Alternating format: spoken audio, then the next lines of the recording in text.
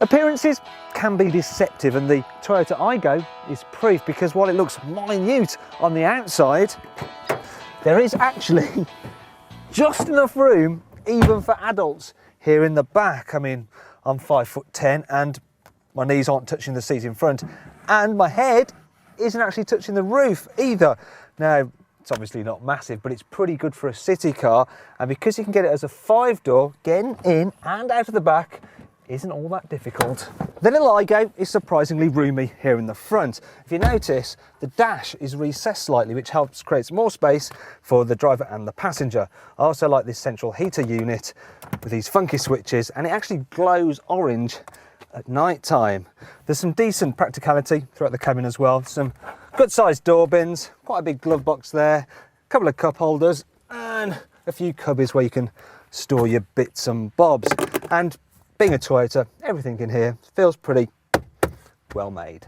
As you'd imagine, the Aygo is perfect for in town. I mean, it's easy to drive and you sit quite high, and there's great all-round visibility, which means you get lots of confidence when nipping through urban traffic.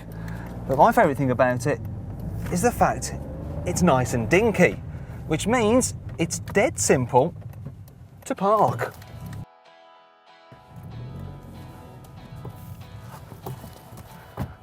Look at that, first go, and I'm rubbish at parking. Anyway, we can't actually sit around because there's more for me to tell you.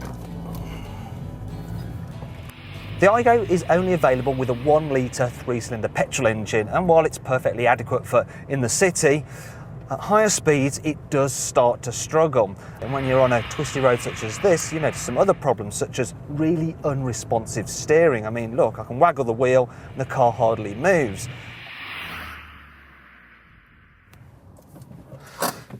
Now, if you come here, I'll show you some other potential problems. If you're either big or small, you might find it a little bit difficult to get comfy because there's not much adjustment in the driving position. All you can alter is the height of the steering wheel. You can't change the height of the driver's seat or the reach of the steering wheel, which could be very annoying. And I have to say that last time I remember seeing exposed metal bits in a car was the 1980s. Some of the specs are a little bit mean. For instance, on entry-level models, you don't get electric windows. While we're on the subject of windows, the ones in the back, they don't even roll down, they just pop out. And then there's the boot, which is very, very small. I mean, the opening's pretty titchy, and as you can see, there's barely room for our camera bag. If you want to carry something larger, you have to fold the seats down. But is this really enough to put you off? After all, the Aygo is a pretty good city car that's cheap to buy, cheap to run, cheap to insure, and cheap to service. Plus, it comes with the added peace of mind of Toyota's 5-year warranty. And I think, quite a good looking motor.